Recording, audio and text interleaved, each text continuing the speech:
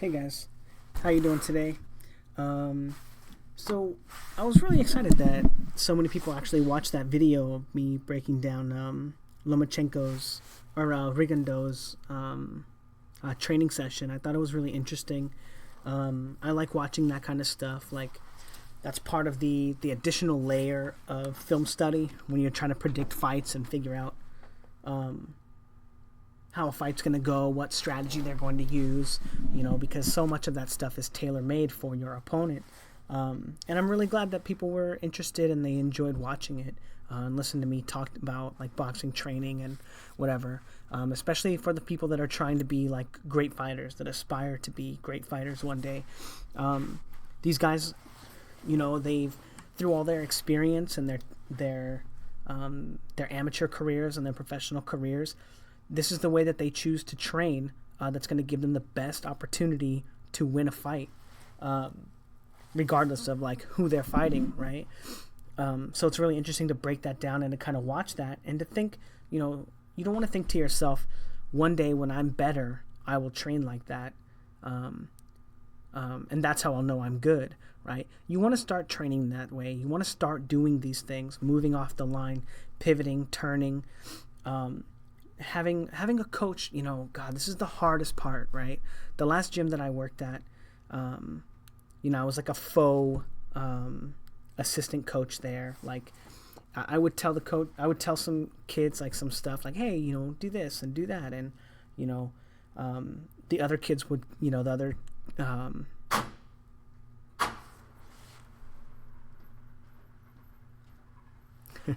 Someone walking by, sorry.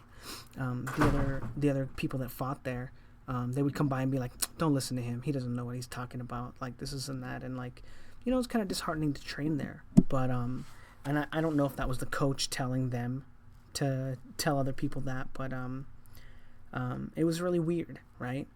But what was my point about that? But that coach, his son, right, is going to wind up being a very talented fighter.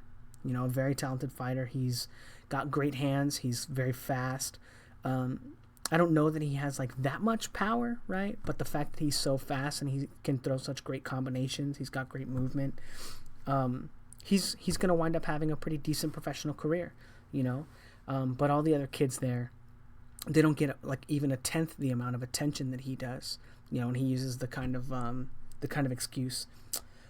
I'm not going to wreck my hands for some kids who come to the gym and don't want to train or don't want to work out or don't want to do these things that I tell you to do. It's not worth the damage to my hands. And that's like one of his excuses, right? Like holding the mitts is really that bad, right? Come on, serious. So they don't even get attention in the gym, So finding a coach that's going to give you the kind of attention that you need to grow as a fighter, and not just a coach that's kind of just there for the paycheck, right? There through the monotony of it, right? Someone who's passionate about boxing, someone who wants to teach you and wants you to succeed, because it's very obvious that he wants his son to succeed. You see him do like, they'll do 8 rounds on the mitts. And then maybe they'll do 1 round of the mitts with the other kids. Other than that, those kids that go to that gym, they just come into the gym every day and do the same goddamn thing every day, and they never get any better. Sure, they know how to hit the bag and they punch hard and they're getting faster, right? They're working on their technique, right? What part of their technique that they understand they need to work on, right? But they're not becoming better fighters, right? No one's teaching them anything. Like there's nothing to learn every day. I remember sparring with one. I think I told this story before. I remember sparring with one of the kids, and he didn't understand how I was able to control the distance with my lead hand and keep him completely away from me. He had no idea how to get around my lead hand. Just, he was baffled. And the only time that I would let him come in is when I wanted to counter him. And then the coach would just yell at him, go to the body, go to the body. Number one, like I can't fucking hear him. Right? Come on, I can hear you, bro. Like, you really think I'm gonna... And my last injury was to the body. You really think I'm just gonna let some fools come up and rake me to the body like that? Come on, bro. But he wouldn't... But he didn't teach the guy anything after that, He just left the the little area, disappointed and like disgusted that I was kind of schooling him. You know, we weren't like going hard or anything, right? But he just showed so much disinterest in actually teaching him how to get into the body, probably because he doesn't know how to teach him how to work around the lead hand, even though he told me that I shouldn't be using my lead hand like that. Whatever. But anyway, have a coach that's passionate. You know, it's really important that you guys have, if you're interested in learning about boxing, having a coach that wants to teach boxing, that likes teaching boxing. And I understand, like, through the years of teaching boxing or owning a gym, your coach can get really disheartened, thinking like, you know, every time a new guy comes in, maybe this is going to be the guy that gets me a pro coaching job, right? So that I can turn him pro and he'll be a world champion. Maybe this is the world champion. Maybe this, you know, and they see it all and they get their own disheartened feelings about it. But anyway, getting into the Lomachenko thing, train like you're a world champion. Train like you're the best fighter in the world already. You need to be using these techniques when you train. You can't just be standing in front of the punching bag, just punching it and working on your 1, 2, 3s real hard. 1, 2, 3, 1, 2, 3, 1, 2, 3. You know, because that shit doesn't matter. You're never going to stand in front of an opponent. And we'll talk about this later when we watch Lomachenko hit the bag. But we're going to try to pick apart some stuff in the video that's film study, like for technique, not for technique, but for like some of the stuff that he's going to be trying to employ during the actual fight. And some of it's really interesting, even though none of it is mitt work. You know, I did find a mitt work video of his, over a year and a half ago or 2 years. I don't remember how long ago it was, but it's not current. But anyway, go ahead and get into the video and we'll talk about it. Just look at the way that he's moving off the line, right? So he's probe. These are not punches, right? Control the distance, right? And then move off the line, right? And he's got these like sharp turns, these sharp pivots, right? Where he doesn't move anywhere, he just turns his body. And that'll make his pivots better. Although it looks like he kind of shifts for this one, right? Taking a step back, right? Boom, boom. And then he steps back, and now he's actually in orthodox stance, and then he steps back to get back into southpaw. But someone's coming, hold on.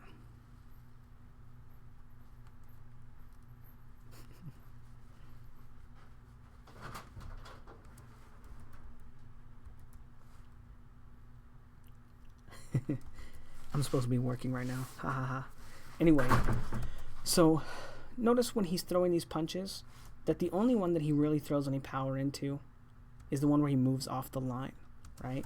Not all of these punches he's looking to land, right? Boom, boom, boom. And then he moves, and when he throws and he commits, he turns and moves off the line and changes angles, right? Remember, like, you're not going to throw power into every single punch you throw, right? You have to use your hands to set your punches up as well, so you don't walk into a shot, right? You don't want to just throw a hard left hand, right? Or a hard straight right, and then walk into a counter because your opponent's ready for it.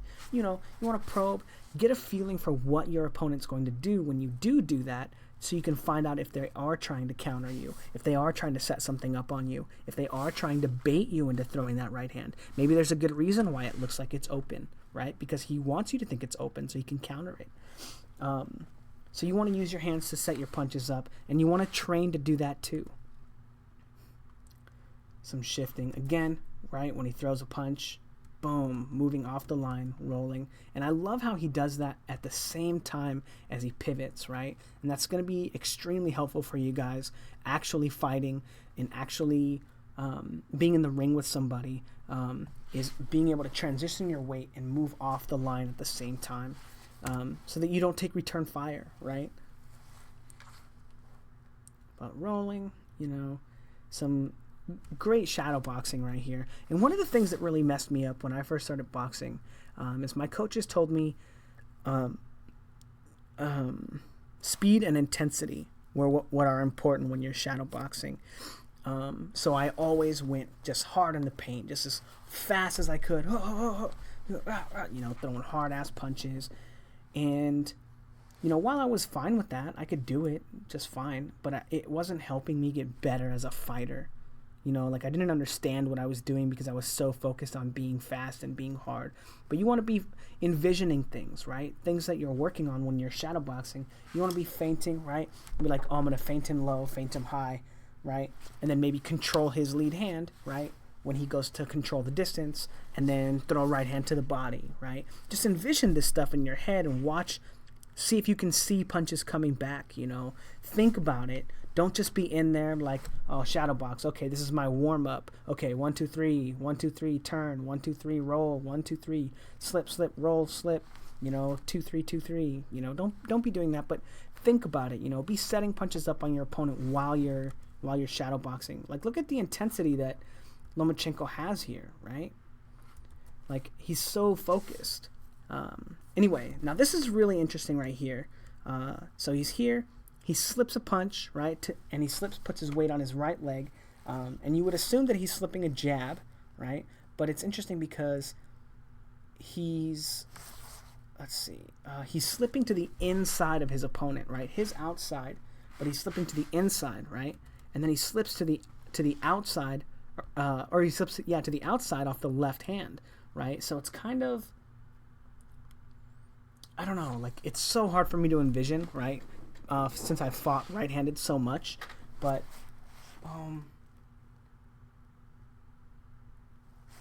so you slip to the inside, then they shoot the left hand, you shoot to the outside to get away from the left hand, and then he transfers all his weight and takes a turn, right? And kind of smothering, this would cause him to be in a position to smother Rigo's lead right hand, right? And then he could throw punches from there, right? So this is going to be a really interesting strategy because Rigo has a very similar idea, as we saw yesterday, of slipping shots and throwing punches at the same time, as well as taking angles not only when he moves, but creating angles off of slipping shots. And they're not as exaggerated as Lomachenko's, right? But remember, we saw him shooting to the left or shooting to the right, depending on whether a jab or a right hand was coming. And then throwing body shots, right? So it's going to be very interesting to see how this technique lines up against Rigondeaux's. When Rigondeaux misses a punch, how he ducks down, he gets low, bodies up, and then turns out, right? And we'll be able to see whether or not Lomachenko is able to actually land any offense if Rigondeaux is able to successfully use these maneuvers when he does miss a punch. It is interesting, too. I think that you can't really see it, but it looks like Lomachenko takes a step right here. So he slips to the outside, and when he slips to the inside, it looks like he takes a step with his left leg, and then he pivots, right? And then he pivots right here. So it's going to give him even more leverage. Not leverage, but an even wider angle on his opponent. But it'll be really interesting to see if that's where he goes. And then again, right, slip, slip, roll, slip, slip. And then he slips this time the other way and takes an angle, right? So you can see while he's training, he's practicing taking angles on his opponent from his defense, right? So you can be one of those, like, I'll say classically defensive fighters where if someone throws a jab, right hand, left hook at you, you can block all three punches. Or they can throw a jab, a right hand, and then you slip and move off the line while they're throwing their left hook, and now you're in a better position to land punches than they are to defend them, right? And this is overall this has more benefits to it than just being able to use common sense to block and catch punches. Especially since I believe that blocking and catching punches is strictly inferior to getting off of the line and not being in a position to be hurt. Strictly inferior. It does allow you to counterpunch, right? If you stay on the line with your opponent, it's easier to counterpunch, but it's also easier to get baited and get feinted into blocking something that's not coming and getting cracked. So I really like this style of defense from Lomachenko and how he's able to roll and slip shots and transfer his weight again, right? Slips to the outside, slips to the inside, and look at his hips turn when he does this, right? So boom, and look at his hips. You can't really see him, and then he pivots out, boom, and look how his hips turn, and he stays in punching position, and then he's in a position to throw and land good punches. I think there are some other really good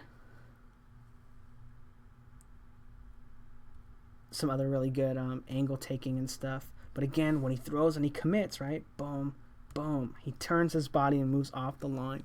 You know, some of this is just drilling, right? Getting his muscle memory ready to remember, right? But a lot of it is so important, because you're never gonna fight how you want to unless you train how you want to fight. You know, you're never going to do anything in the ring that you didn't practice doing outside of it. And the more that you practice, the sharper you're going to look. Like, one of the reasons people think Rigondeaux is such a great fighter is because his technique is just so amazing. You know, the way he turns his hips, he has great posture, he never slouches, he's never sloppy with his punches, right? He's always like so precise, and that's just because he trains to do the things that he does in the ring outside of it. But anyway, let's go ahead. Oh, actually, maybe there's some more cool stuff that he does. Again, right? Slip, slip, slip, slip, and then take an angle, and getting ready to throw punches. Now, there's some other interesting stuff I want to talk about. Again, moving off the line, you know.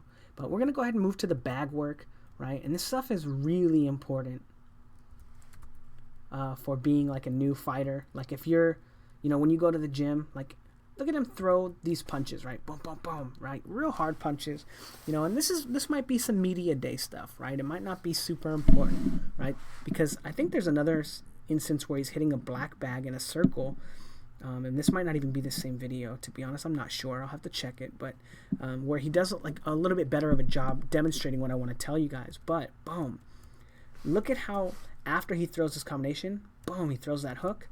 Now look at his glove. Look at his left glove, or his right glove. Look at how it's on the bag as he turns, right? This is not an accident. This isn't because he's too close to the bag. This isn't because you know, he's not creating space like he needs to, or he misjudged his turn and his pivot. This is because he's controlling the bag, right? After you throw a combination, you want to turn, right? Boom, you need to control your opponent, right? Keep them off balance. Stop them from transitioning their weight, not only to get into a better position to fight you or defend themselves, but keep them out of position from being able to transfer their weight to get punches, to get power into their own punches, right? And then you can see he's controlling the bag, and then throws another combination. And then as he steps around, boom, what does he do? Look at his right glove again. It's on the bag. He's controlling it now, right? As he moves around, boom, controls it again, boom. Control the bag when he rolls right there.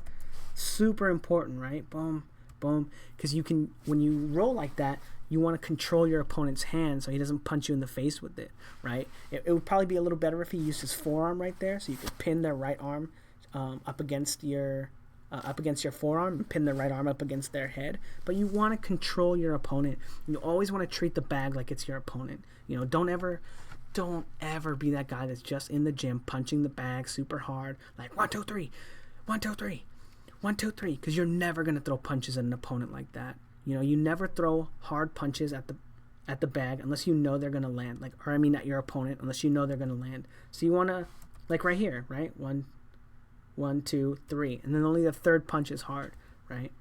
Boom. Only that last punch was hard, right? All the other ones are just setup punches. Controlling the bag. And then look at how he measures after, right? Boom. Control the bag, right? That's your feinting. That's your probing right there. Stick your glove out, right? Show him what you got, right? Oh, now he decided to slip. Boom. Catch him with the right hand. Beautiful right here. Boom, boom, boom. And what does he do? Controls it with his forearm, just like you want to do to your opponent, right? When you take an angle on them. Again, boom. Controls the bag, right? He has his right hand on it, and then he controls it, and he pivots and turns off. And immediately after turning, he controls the bag again, right? With his lead hand. This is not an accident. And this is exactly why he fights this way. You just got to start training this, right? You start training it, you get into the habit of it, and you're going to do this in the ring automatically. And the more that you do it, the better you'll get at it. And the more that you do it in the ring when you're training and you're fighting somebody, like you're sparring, the better sense you'll get for where you always want to have your hands and when and where you want to be controlling your opponent. Again, look at the amount of control that he maintains on the bag, right? Boom, control, control, and he pushes off that way and allows him to roll that way super easy and just make angles on his opponent. control, again, controlling. Like his gloves almost never leave the bag, right? Control this forearm, control, turning, boom, boom, boom, roll. And that's not an accident, you know, and that's exactly how you want to be fighting and moving the bag. This is something that my coach told me, right? He never elaborated on it. I didn't fucking understand it either. I had no idea what he's talking about. But work the bag, don't let it work you. You know, and that's so important. Now, let's see if there's any other stuff in here. I think there was a better video for it. Let's see. Where he's working on the black bag. I like the work on this too, the way that he does this stuff too. A lot of people think this is just for speed. Being able to hit this thing and hit it, you know, get good connection on it, right? It's going to give you a lot of power. It's going to give you a lot of snap in your punches. And fighters, to be honest, should be spending less time on the heavy bag and more time on these smaller bags, these double-ended bags, and less time on the heavy bag and more time on like the speed bag and stuff. You know, you're going to get a lot of power and a lot of snap in it. It's not for speed, right? It's going to help, right? It's going to help. All of it's going to help. But you do want to be working more in an even routine with heavy bag and these other bags too. You know, a lot of people get kind of caught up in punching hard against the heavy bag, and they're like, oh, this is where my punches sound best. I'm going to look like the biggest G hitting the bag like this. But it's not true. Now, there are a lot of cool things you can do on these bags as well for controlling them. And it was interesting because my coach was showing me this stuff, and I just didn't understand it. You know, I was like, I can get so good that I don't need to do any of that stuff. You know, I can just hit it, boom, boom, boom, boom, boom, as it comes back every time. But after you hit it, you can control the bag with your forearms after. So you throw like a right hand, boom, right? And then before it comes back, you just let your forearm catch it, right? And hold it there, and then you throw a left hook. And that's going to be the same exact thing as controlling your opponent's head, right? You hit him with a right hand, boom, you can roll, take an angle, and then while you're controlling it, you move your arm back, and you can control their head, right? And just pretend that that's your opponent's head. Control it as you take an angle, keep it there, and then bring your forearm back. I wonder if he'll do any of that kind of stuff on the bag. You know, this is media day, so I don't think that he's going to be taking this stuff super serious. You know, he's probably just showing everybody what they want to see, right? Oh, just hit it as many times as you can, you know. But this is a great tool to learn how to control your opponent's head. Like every time you throw a punch, you don't have to throw like 3 consecutive punches, like 1, 2, 3, you know, and then throw that hook. You can throw that hook, boom, crack it, and then use that same arm that you just threw to control the bag, right? Take an angle while you're controlling it, and then come back with another shot while you're holding the bag still. And that'll help teach you how to control your opponent as well. You can get like so much more value out of these bags and these tools. If you just had like my coach, he told me this stuff, but I just didn't understand it. You know, I just had no idea what the hell he was talking about. And he didn't explain it in that regard either. He taught me about like controlling it for some reason, work the bag, but he didn't tell me how to like apply that to like actually working your opponent. Oh, this is the wrong video. There's no black bag workout in here. It's really good. So I think this one might be from a week ago. I'm not sure. Maybe I downloaded the wrong one. But you get... Oh, man. Should I do another fucking video? Fuck. Because there was some good stuff in there that I really wanted to talk about. There was some video in there where he would throw a left hand, right? He would throw a left hand at the bag, like to the body, boom. And then he would pivot and turn and circle around the bag and do 2, 2, 2. And he would just throw left hands to the body and turn and take angles after each one. And I think this is going to be something that might be really good against Rigondeaux, because Rigondeaux also likes to take those pivots too. But if Lomachenko is able to pivot with him, right, and make multiple pivots, because he's better at it than Rigondeaux. He's better at it just because he's always looking for that kind of stuff, while in an offensive light, whereas Rigondeaux is looking to do his in defensive, right? And Rigondeaux has like a lot of snap in his, right, when he does get really wide with them. But his are always really wide, and Lomachenko can do his really like lightly. I don't want to say lightly, that sounds stupid. But like he can make small pivots and small adjustments to get angles on them and do them really quickly. to gain multiple positional advantages. So I think that it's going to work out a little better in Lomachenko's favor. I just think he's going to be a little bit better at it. Good news for all of those that are interested in me making more boxing videos.